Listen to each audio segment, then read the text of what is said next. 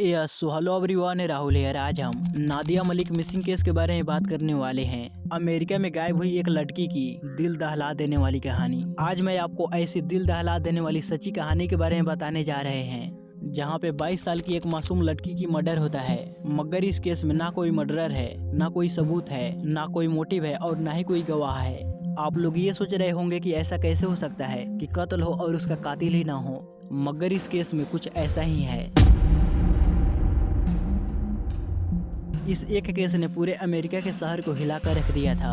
पूरी कहानी जानेंगे तो आप भी पूरी तरह हैरान रह जाएंगे। So now without wasting time चलिए आते हैं इस कहानी की मेन स्टोरी लाइन की तरफ। नादिया मलिक भारत की रहने वाली है। नादिया अपनी पूरी फैमिली के साथ अमेरिका के पेंसिल्वेनिया स्टेट के फिलाडेल्फिया नाम के जगह पर रहती थी। नादिया पढ़ाई में काफी ज्यादा तेज थी। पढ़ाई के दौरान जब उसकी उम्र यही 14-15 साल की करीब रही होगी तो उसकी मुलाकात भारतीय मुल्क के भूपेंद्र गगन सिंह नाम के लड़के से होती है। भूपेंद्र भी उन दिनों फिलाडेल्फिया में ही रहा करता था। भूपेंद्र से मुलाकात के बाद नादिया की जिंदगी नई करवट लेनी शुरू कर देती है। पहले वो पढ़ाई में बहुत ही ज्यादा ध्यान लगाया करती थी और अपने आप में ही मस्त रहा करती थी, लेकिन भूपेंद्र से मिलने के बाद वो भूपेंद्र के लिए पागल सी होने लगती है।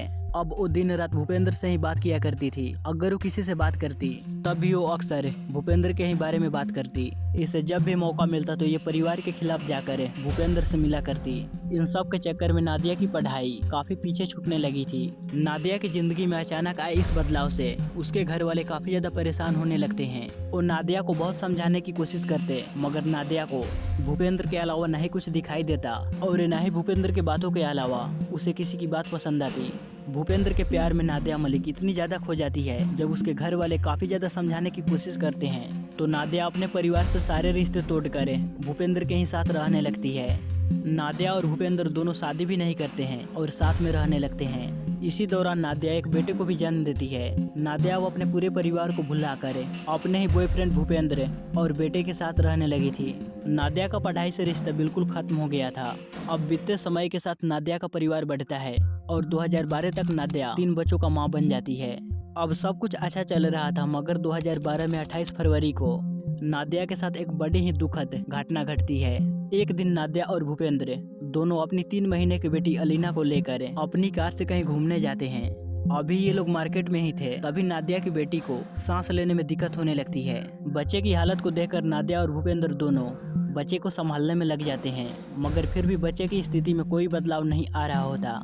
नादिया अपनी बेटी की हालत को देखकर काफी ज्यादा परेशान होने लगती है, मगर यहीं पे भूपेंद्र एक ऐसा कदम उठाता है जिसके बारे में नादिया ने कभी कल्पना तक नहीं की थी। अपनी मरती हुई बेटी को उसी हालत में छोड़कर भूपेंद्र ये कहकर वहां से भाग निकलता है कि इसे अब तुम ही संभालो और तुम ही पुलिस को मदद के लिए फोन करो। मैं अब कुछ नहीं जानता। नादिया भी फोन कर पाती, उससे पहले ही वो मासूम बच्ची शांत पड़ जाती है। नादिया को बुलाने पे थोड़ी देर बाद पुलिस और मेडिकल टीम भी वहां चली आती है, मगर तब तक नादिया की बेटी इस दुनिया से जा चुकी होती है। अब बच्ची की मौत का कारण समझने के लिए पुलिस बच्ची का पोस्टमार्टम करवाती है, मगर हैरानी की बात यह होती है कि काफी गहराई से पोस्टमार्टम होने के बाद भी ये जानकारी नहीं मिल पाती है कि आखिर इस बच्ची की मौत किस वजह से हुई। हालांकि कुछ जांच में ये संकेत मिलता है कि बच्ची मस्कुलर डिसऑर्डर से पीड़ित थी, मगर ऐसी स्थिति में अचानक से उसकी मौत स्वाभाविक नहीं लग रही थी। वैसे जब बच्ची की दम घुटने लगा था तो वहां से उसके पिता भूपेंद्र भाग निकला था। इसलिए पुलिस को शक होता है कि शायद भूपेंद्र ने ही इस बच्ची के साथ कोई गलत तो नहीं किया है। इसलिए पुलिस मर्डर की एंगल से भी जांच करती है, मगर उन्हें कोई सबूत नहीं मिलता। इस तरह उस बच्चे की मौत का कारण एक रहस्य बनकर रह जाता है। इस घटना के बाद नादिया के परिवार वाले उसे कांटेक्ट करते हैं और उसे काफी ज्यादा समझाते हैं कि भूपेंद्र अच्छा लड़का नहीं है, तुम उसे छोड़कर वापस हमारे पास चले आओ। मगर नादिया कुछ भी सुनने के लिए तैयार नहीं थी और भूपेंद्र के साथ ही रहने लगती है। नादिया भले ही अपने परिवार वालों के पास नहीं जाती है, मगर अपनी बेटी की मौत के बाद नादिया और भूपेंद्र के बीच रिश्ते पहले जैसे नहीं रहते। अब इन दोनों के बीच अक्सर लड़ाई झगड़े होते थे। छोटी छोटी बात पे दोनों काफी ज्यादा लड़ाई झगड़े करते थे। नादिया की बहन मोना मलिक के मुताबिक भूपेंद्र नादिया के ऊपर हाथ तक उठा देता था। गाली गलौज लड़ाई झगड़े तो आम बात हो गई थी। कुछ समय तक तो नादिया इन सारी वाकया को झेलती है, मगर ये चीजें अब बर्दाश्त से बाहर जाने लगी थी और अब वो भूपेंद्र को छोड़ने का मन बना लेती है। इसलिए अब वो अपना खुशी किसी दूसरे शख्स में ढूंढने लगती है। इसी दौरान उसकी मुलाकात थॉमस सिंह नाम के एक शख्स से होती है। थॉमस सिंह यूएस आर्मी में अपनी कुछ साल सेवाएं देने के बाद वापस आया था और फिलहाल इंजीनियरिंग कर रहा था। धीरे धीरे नादिया थॉमस सिंह के करीब आने लगती है थॉमस भी नादिया को पसंद करने लगता है और वो नादिया को कहता है कि जितनी जल्द हो सके उतने जल्द तुम भूपेंद्र को छोड़कर मेरे पास चली आओ। अब नादिया जल्द से जल्द भूपेंद्र को छोड़ना चाहती थी, मगर भूपेंद्र नादिया को छोड़ने का नाम तक नहीं ले रहा था। अब इसी खींचतान के दौरान कुछ और महीने बीत जाते हैं। अब साल आ चुका था 2014। प्यार से शुरू हुआ रिश्ता भूपेंद्र और नादिया का काफी जहरीला हो चुका था। नई साल में नादिया अपनी जिंदगी की नई शुरुआत करने की कोशिश करती है। इसी कोशिश के तहत वो फिर से अपनी पढ़ाई करनी शुरू करती है। नादिया डॉक्टर बनने की सपना को पूरा करने के लिए मेडिकल एंट्रेंस एग्जाम की तैयारी करने में लग जाती है। 2014 के जनवरी महीने में ही नादिया का मेडिकल प्री एग्जाम का फॉर्म सेलेक्ट हो जाता है। अब इसी दौरान फरवरी के महीने में भूपेंद्र को थॉमस के बारे में मालूम पड़ जाती है। इसके बाद नादिया और भूपेंद्र के बीच काफी बड़ा झगड़ा होता है। अब इसी झगड़े के दौरान भूपेंद्र सिंह नादिया का बहुत ही बुरी से कुटाई धुलाई कर देता है। इस मारपीट से नादिया इतनी ज्यादा टूट जाती है कि वो भूपेंद्र को हमेशा हमेशा के लिए छोड़ने का प्लान बना लेती है, मगर भूपेंद्र किसी भी कीमत पे नादिया को छोड़ने के लिए तैयार नहीं होता है। भूपेंद्र नादिया के नए बॉयफ्रेंड थॉमस के पास मैसेज करते हुए कहता है कि अगर तुम नादिया की जिंदगी से बाहर नहीं होते हो तो तुम कभी भी नादिया को जिंदा नहीं देख पाओगे। इसका अंजाम बहुत बुरा होगा। जब नादिया पूरी तरह बेबस हो जाती है और भूपेंद्र के कैद से बाहर नहीं निकल पाती है तो वो अपने भाई खालिद मलिक के पास कॉल करती है और उसे मदद की गुहार लगाती है। अपनी बहन की हालत को देखकर खालिद 9 फरवरी 2014 को भूपेंद्र सिंह के पास कॉल करता है और उसे नादिया को छोड़ने के लिए कहता है। इस बात पे भूपेंद्र और खालिद की फोन पे ही काफी ज्यादा बहस हो जाती है।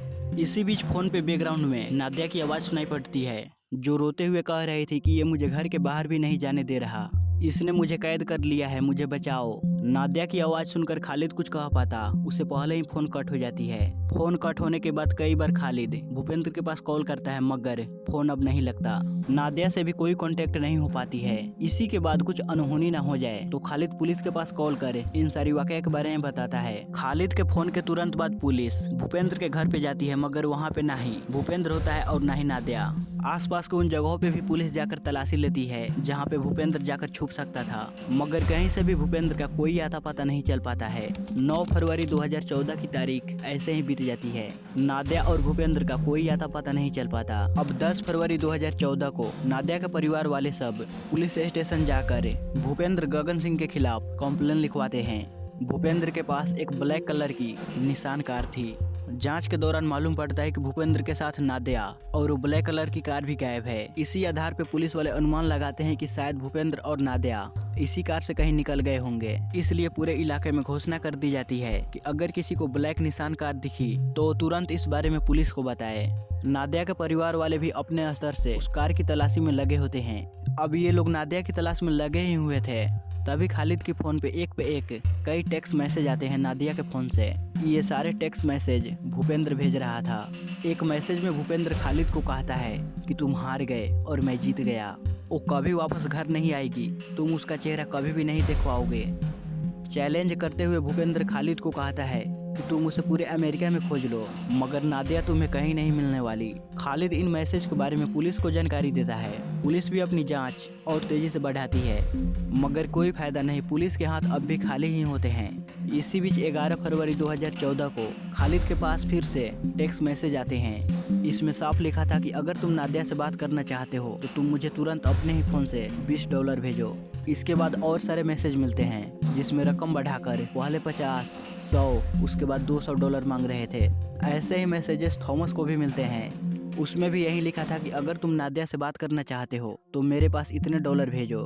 इन मैसेज के साथ भूपेंद्र ये भी लिखता है, अगर तुमने ये रकम नहीं भेजे तो तुम नादिया की आवाज कभी भी नहीं सुन पाओगे। इस मैसेज के जवाब में खालिद कहता है कि तुम मुझे सबूत दो कि नादिया तुम्हारे पास ही है तो मैं पैसे अभी भेज दूंगा। तुम कम से कम एक बार नादिया की आवाज हेलो सुना दो तो भी मैं तुम्हें पैसे दे दूंगा, उसके बाद ही मैं उससे बात करूंगा। खालिद के इतना कहने पर भूपेंद्र अंतिम मैसेज ये करता है कि आज के बाद से तुम नादिया की आवाज कभी भी नहीं सुन पाओगे। इधर भूपेंद्र मैसेज के जरिए ब्लैकमेल कर पैसे इकट्ठा करने के फिराक में था। उधर पुलिस की कई टीम भूपेंद्र की तलाश में लगी हुई थी, मगर कहीं से भी इन लोगों का कोई आता पता नहीं चल रहा था। पुलिस नादिया की फोन को भी ट्रेस करने की कोशिश कर रही थी, मगर कोई कामयाबी हाथ नहीं लग रही थी। पुलिस के मोबाइल ट्रैकिंग के मुताबिक पहले ये लोग फिलाडेल्फिया में थे, फिर ये लोग वाशिंगटन जाते हैं और वाशिंगटन से न्यूयॉर्क की तरफ जाते हैं। जब ये लोग ओहायो शहर पहुंचते हैं तो इनके फोन की मोमेंटम बंद हो जाती है। इस बार पुलिस की एक टीम गोहायू तक आती है। पुलिस पीछा करते हुए उस घर तक भी पहुंच जाती है जहां पे भूपेंद्र आकर रुकता है। जैसे ही भूपेंद्र को इस बात की भनक लगती है कि पुलिस मेरे पीछे पड़ी हुई है, वो पीछे की दरवाजे से भागने की कोशिश करता है, मगर कुछ देर लुका छिपी के खेल खेलने के बाद पुलिस आखिरकार भूपेंद्र को गिरफ्तार कर ही लेती है। पहले भूपेंद्र सिंह से ब्लैक कार और नादिया के बारे में पूछा जाता है, जिस पर वो कुछ भी बताने से मना करता है और कहता है कि जब मेरा वकील आएगा तभी मैं आपको कुछ भी बताऊंगा। इसके बाद पुलिस जब भूपेंद्र की पॉकेट की तलाशी लेती है तो उसके पॉकेट से नादिया का फोन, नादिया की ड्राइविंग लाइसेंस और कार की एक चाबी मिलती है। जांच के बाद ये मालूम पड़ती है कि ये उसी कार की चाबी है जिस कार से नादिया और भूपेंद्र निकले थे, यानी कि ब्लैक साइन कार। पूछताछ में भूपेंद्र बताता है कि मैंने कार के साथ नादिया को फिलाडेल्फिया में ही छोड़ दिया था, मगर भूपेंद्र की बात इसलिए झूठी लग रही थी क्योंकि नादिया के परिवार वालों के मुताबिक उस कार की एक ही चाबी थी और वो चाबी भूपेंद्र के पॉकेट से बरामद हुई है। तो ऐसा कैसे हो सकता है कि नादिया बिना चाबी के ही कार चला रही हो। भूपेंद्र के चेहरे पे चोट के भी निशान थे। जब इस बारे में पुलिस पूछती है तो भूपेंद्र बताता है कि जब मेरी मुलाकात नादिया से आखिरी बार हुई तो वहीं पे हम दोनों के बीच लड़ाई हुई। नादिया ने मेरे ऊपर हमला किया जिस वजह से ये खरोच और चोट के निशान आए। अब पुलिस की पूरी टीम नादिया की तलाश में लग जाती है और इस केस की चर्चा पूरे फिलाडेल्फिया में होने लगते हैं। हर किसी के जुआ पे बस एक ही सवाल था कि वो ब्लैक साइन कार और नादिया कहाँ गई। नादिया फिलाडेल्फिया की सबसे बड़ी रहस्य बन चुकी थी। पुलिस की जांच बहुत ही जोरों शोरों से चल रही थी, मगर हाथ खाली ही होती है। नादिया की रिपोर्ट 10 फरवरी 2014 को ही लिखाई गई थी और अब तारीख आ चुकी थी 20 फरवरी 2014। 20 फरवरी 2014 को फिलाडेल्फिया के मार्पल टाउनशिप पुलिस स्टेशन में एक अनजान शख्स कॉल करता है और कहता है एक ब्लैक कलर की निशान कार फिलाडेल्फिया के मार्केट स्ट्रीट के सामने खड़ी है और इसी कार में शायद नादिया भी हो सकती है। आखिर ये कॉल किसने किया था इस बारे में आपको आगे वीडियो में बताऊंगा। फिलहाल आपको ये बताते हैं कि इस एक कॉल के बाद क्या होता है। पुलिस की टीम भागते हुए उस जगह पे जाती है तो वहाँ पे सच में ब्लैक साइन कार खड़ी होती है। कार पूरी तरह बर्फ से ढका हुआ था। हैरानी की बात तो ये थी कि उस कार के ऊपर 8 पार्किंग टिकट्स लगे हुए थे। मतलब कि इस कार को यहाँ पे खड़ा करने से पहले इस कार को कई दूसरे जगह पे लीगल तरीके से पार्किंग किया गया था। इस कारण पुलिस ने उसके ऊपर पार्किंग टिकट्स भी लगाए थे, मगर किसी को भी कार के अंदर वो लाश दिखाई नहीं पड़ी। अब जल्दी से उस कार को खोला जाता है तो उस कार के अंदर पुराने कपड़ों का ढेर था और काफी सारा सामान बिखरा हुआ था। पुलिस के तो पहले नजर नहीं आती। जब उन कपड़ों को ढेर को हटाया जाता है तो उस कपड़ों को ढेर के नीचे नादिया की डेथ बॉडी पड़ी होती है, जिस नादिया की तलाश पुलिस पिछले 10 दिन से कर रही थी। आज जो कपड़ों को ढेर के नीचे उसकी डेथ बॉडी मिली थी। मृत्यु के समय नादिया की उम्र महज 22 साल थी। नादिया की लाश मिलते ही पुलिस उसकी डेथ बॉडी को पोस्टमार्टम के लिए भेज देती है। पोस्टमार्टम डॉक्टर की टीम की ओर से एक प्रेस मीट रखा जाता है जिसमें कहा जाता है कि नादिया के शरीर पे किसी भी तरह का चोट का निशान नहीं है। पोस्टमार्टम के बाद भी हमें मृत्यु की वजह और उन तरीकों के बारे में भी हमें नहीं मालूम पड़ पाई है। मृत्यु के कारण और तरीकों को समझने के लिए सैंपल फोरेंसिक लैब भेज दिया जाता है। अब शुरुआती जांच में कुछ भी पता नहीं चल पाया था तो भूपेंद्र को अरेस्ट नहीं किया जाता है, उसे छोड़ दिया जाता है। फिर भी पुलिस उसे शहर में ही रहने के लिए कहती है और उस पर नजर रखती है, मगर अप्रैल 2014 में भूपेंद्र पुलिस के नियमों को तोड़कर कहीं दूसरे जगह चला जाता है। इसी के बाद उसे गिरफ्तार कर जेल में डाल दिया जाता है, मगर कुछ ही दिनों के बाद भूपेंद्र को बेल भी मिल जाती है और वो फिर से आजाद हो जाता है। उम्मीद की जा रही थी कि महीने 2 महीने में फोरेंसिक लैब की रिपोर्ट चली आएगी, मगर वहां से 8 महीने बाद यानी कि अक्टूबर महीने में रिपोर्ट आती है। उम्मीद किया जा रहा था कि रिपोर्ट में कुछ ऐसा होगा जिसके आधार पे नादिया के बॉयफ्रेंड भूपेंद्र के ऊपर हत्या के आरोप दर्ज किए जाएंगे, मगर हर कोई शॉक्ड तब रह जाता है जब फोरेंसिक लैब की रिपोर्ट डॉक्टर बताते हैं कि मैंने कई बार जांच की काफी कोशिश की मगर मौत के कारणों को पता नहीं लगा पाए। इतना भी नहीं, मौत किस तरह से हुई ये भी हम पता नहीं लगा पाए। इस रिपोर्ट के बाद पुलिस कई सारे जासूस को इस केस में शामिल करते हैं। कई महीनों तक इस केस की जांच चलती रहती है, मगर पुलिस के हाथ कुछ भी नहीं लगता। हालांकि डिटेक्टिव अपनी पूरी जांच कर भूपेंद्र सिंह पर ही नादिया को जहर देकर मारने का आरोप लगाते हैं, मगर उनके पास कोई सबूत नहीं था। इस वजह से पुलिस भूपेंद्र के ऊपर कोई भी मामला दर्ज नहीं कर पाती। अब काफी कोशिशों के बावजूद भूपेंद्र के खिलाफ ना कोई गवाह ना कोई सबूत मिलता है, तो फाइनली पुलिस कोर्ट में नादिया की मौत को रहस्यमयी बताते हुए क्लोजर रिपोर्ट फाइल कर देती है और कुछ महीनों के बाद इस केस को बंद कर दिया जाता है और भूपेंद्र आजाद अपनी जिंदगी जी रहा होता है। 22 साल की नादिया अपने 2 छोटे छोटे बच्चे को छोड़कर मर गई, मगर उसे किसी ने नहीं मारा। पुलिस द्वारा केस बंद किए जाने के बाद नादिया के परिवार वाले अपने स्तर से कुछ प्राइवेट डिटेक्टिव को भी हायर करते हैं। प्राइवेट डिटेक्टिव जांच में कुछ सबूत इकट्ठा करते हैं। उसके आधार पर नादिया के परिवार वाले फिर से पुलिस को इस केस को खोलने के लिए रिक्वेस्ट करते हैं, मगर प्राइवेट डिटेक्टिव द्वारा इकट्ठा किए गए एविडेंस को पुलिस जांच करे इस केस को दोबारा से इन्वेस्टिगेशन करने से मना कर देते हैं। कहते हैं कि इन एविडेंसों में कोई दम नहीं है। 2015 में नादिया का भाई खालिद मलिक नादिया के मौत से संबंधित जानकारी देने वाले को पहले 50,000 और फिर $1,00,000 इनाम देने का घोषणा करता है। महीनों बीत जाते हैं मगर एक भी काम की जानकारी नहीं मिलती है। वैसे प्राइवेट डिटेक्टिव ने जो सबूत इकट्ठा किए थे उसके आधार पर नादिया के परिवार वाले ये दावा करते हैं कि पहले नादिया के बाएं हाथ में जहर का इंजेक्शन लगाया गया, इसी वजह से नादिया की मौत हुई और ये इंजेक्शन किसी और ने नहीं भूपेंद्र ने लगाई थी। नादिया के परिवार वालों के मुताबिक पहले भूपेंद्र ने नादिया के हाथ में जहर का इंजेक्शन दिया और कार को बंद कर सारे सबूत मिटाने के बाद वहां से भाग गया। कुछ लोग कहते हैं कि शायद नादिया ने खुद ही आत्महत्या किया था, मगर इस बात में भी कोई दम नजर नहीं आती है क्योंकि आत्महत्या की एंगल से कोई भी सबूत नहीं मिलती है। भले ही भूपेंद्र के ऊपर आत्महत्या का मुकदमा दर्ज नहीं किया जा सका, मगर एक स्थानीय अदालत ने इस केस की सुनवाई करते हुए भूपेंद्र को नादिया के परिवार वालों को $10 मिलियन हर्जाना देने का ऑर्डर दिया। कोर्ट भले कितने ही पैसे क्यों न दिलवा दे, मगर सच तो यही है कि नादिया के कातिलों को न पकड़े जाना पुलिस के लिए सबसे बड़ा नाकामी और नादिया के लिए सबसे बड़ा नाइंसाफी है। अब मैं आपको ये बताता हूँ कि वो अनजान कॉल किसने किया था। वेल, ऐसा कहा जाता है कि पुलिस को उस शख्स ने कहा था मेरी पहचान न जाहिर होगी उसी शर्त पे मैं आपको इस कार की लोकेशन बताऊंगा। अब वो इसी शर्त पे कार की लोकेशन बताई थी। नादिया के परिवार वालों के मुताबिक कार जहाँ पे खड़ी थी उसके ठीक सामने एक रेस्टोरेंट था। उसी रेस्टोरेंट में अपना ऑर्डर का इंतजार करते हुए आदमी न्यूज पढ़ रहा था। इत्तेफाक से उस न्यूज पेपर में नादिया के साथ उस कार की भी फोटो छपी थी कि ये लड़की इस कार के साथ मिसिंग है। तो उस शख्स को लगा कि हो ना हो ये कार वही हो सकती है, क्योंकि उसने उस कार को एक ही जगह पे कई दिनों से खड़ी देखी थी। इसी के बाद वो पुलिस के पास कॉल करता है, पुलिस आती है, जांच होती है, मगर उस सवाल का जवाब किसी को भी नहीं मिल पाता है। नादिया के परिवार वालों सहित हर कोई जानना चाहता है गाइज आप लोगों के मुताबिक नादिया की कातिल कौन हो सकता है और उसका कत्ल किस तरह से हुआ, कमेंट बॉक्स में जरूर बताएं। मिलते हैं अगली वीडियो में।